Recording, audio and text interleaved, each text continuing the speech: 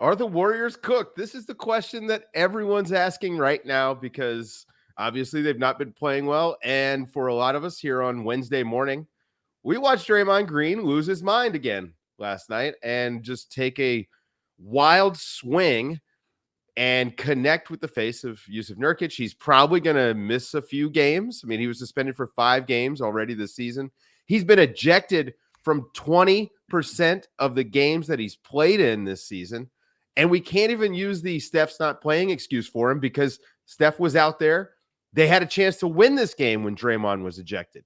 Just completely losing the plot.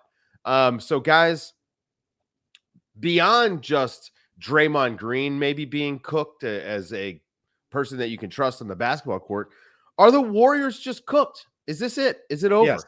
Yes. There it is. I mean, it's funny. I was thinking about this because I wrote an article almost 10 years ago coming out of the 2014 finals and kind of the way that that Heat team kind of collapsed over the course of that series, as well as I think Spain getting eliminated from the World Cup pretty quickly. And these were dynasties that ended, and that's how it happens. Like an empire doesn't fade, it collapses. The analogy I like to use is, going way back to a great 80s movie, Cocktail, Coughlin's Law, all things end badly, otherwise they wouldn't end. File. And that's, I think we're seeing that with the Warriors.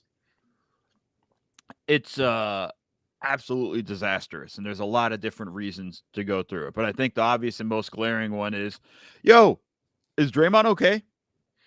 Like, honestly, like, this is getting kind of wild. When you kind of look at over the past 18 months, punches a teammate, gets suspended for too many technicals in March, stomps on Sabonis' chest, gets suspended for a playoff game, and then gets suspended for the chokehold on Rudy Gobert, and then is probably going to be suspended for this latest incident with Yusuf Nurkic. And Nurkic had the best line. Man, brother needs help. Like, there's something, like, I don't know what's going on with Draymond outside of the basketball world and what we see on the court. But, like, this is absolutely destroying the team. There's no other way to say it. And I know he loves the team. I know he cares about the guys and whatnot, but he is absolutely screwing these guys over and over again. And I think it's becoming such a reoccurring problem that it's now a massive issue for the Warriors that they got to figure out. You're absolutely right about that. But I wouldn't put the decline solely on the feet of Draymond. I think that in some ways, like his pushing things too far is almost a subconscious recognition that it's not all working. They don't have gotta it. go. They don't have exactly. You weren't listening to what I said in the beginning. Said it's multiple things. It's multiple. And we got to start with Draymond. Yes, okay. It's all Draymond. I said we got to start with Draymond. Yeah. Seth, come on, man. I think we start. Question of here's 5. What it is. Let's go. Here's the thing. We have to start with Draymond because that is theoretically the thing that can be controlled. The other stuff is guys might be cooked. But the Draymond thing, I think to Seth's point that he was trying to make, Draymond has gotten a bit. He rides that edge. We say this all the time about certain athletes. They ride this edge. You want them on that edge. You need them on that edge, right?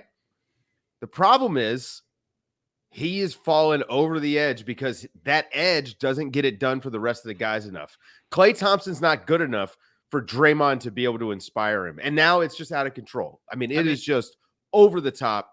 And I think Draymond knows that this team is cooked, and that's why it's kind of out of control. I mean, he's Colonel Jessup, right? Like, you need him on that wall. You want him on that wall till he orders the code red. I think the issues for the Warriors go much beyond that and much further than just Draymond, right? Like, we know all the stuff. Hardest, okay, we get all the spiel for him. This is also a clear failure of development, and it's a clear failure of the front office not identifying the right guys in the draft. Some of it was, the James Wiseman pick was a disaster, but that was also off the pandemic. And like, that was kind of a weird draft it was the pandemic, right? Yeah. So that was that kind of really threw that draft out of sorts and things like that. But at the end of the day, they're playing Kuminga and Moses Moody now, and this is a year too late. They needed to let those guys play through those mistakes last year so that they could be players this year. They didn't, and that's a Steve Kerr issue. I mean, we had a game where Moses Moody was cooking through the fourth quarter, and then he takes him out in the last 6 minutes. Like there's a lots of issues there. So it's a failure of the front office. I think it's a failure of development. I think it's a failure of Kerr on the coaching side being too dependent and reliant on his veterans and not giving the young kids chances. I agree with that the front office and development hasn't been good enough, but this is what happens. And the Warriors were able to extend their championship window sort of longer than maybe it could have been expected.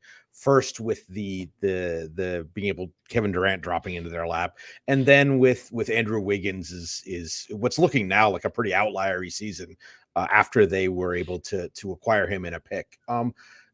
Part of being all in for a championship is you are mortgaging the future. And the Warriors have been all in on a championship more or less for 9 years now. So, and that's a longer run than most teams get. But what happens is you get hollowed out. You don't do the development work because you're always trying to win every night. You're worrying about tomorrow night, not next month, not next year. And so this is a natural life cycle of a team. It's just they held it off longer than most do. So the collapse is almost more shocking and harder because of how long they've sort of held back those forces of entropy.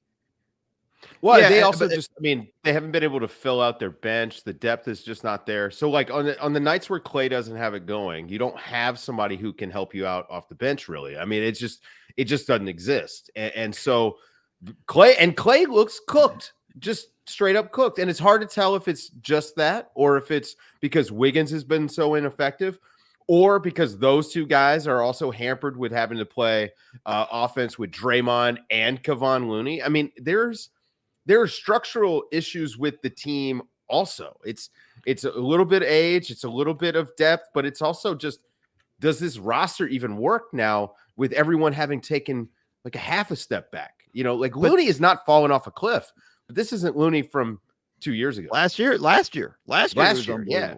But this is the thing. Like, again, I'm going to go back to the front office and identifying situations. Last year, we were screaming that you need size. Their big move in the trade deadline was Gary Payton II.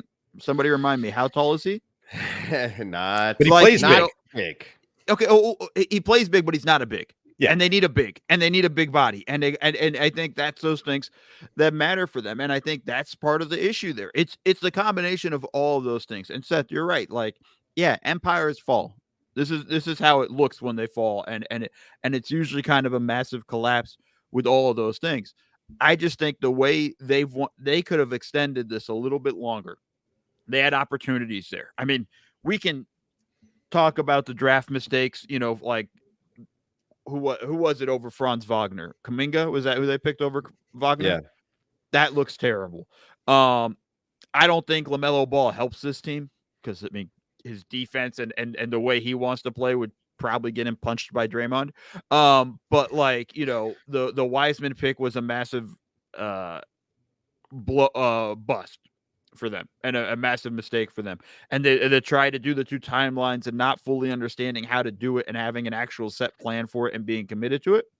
It's a lot of things there. And I think, it's clear, and I was on this team. I was very high on this team going into the season. I thought this is one of my screwed up the predictions. Don't worry, I got more right than wrong. But the this has been a massive fall for them in the way they're playing, and it's just like watching it over and over again. And now they're trying to play through the mistakes, and I think it's a year too late. Yeah. Okay. Yeah. So the Warriors are cooked. I think that's where we're at. Yeah, works for me. Next question, guys. Next month. Until next month when they reel off 8 games, and we're like, oh.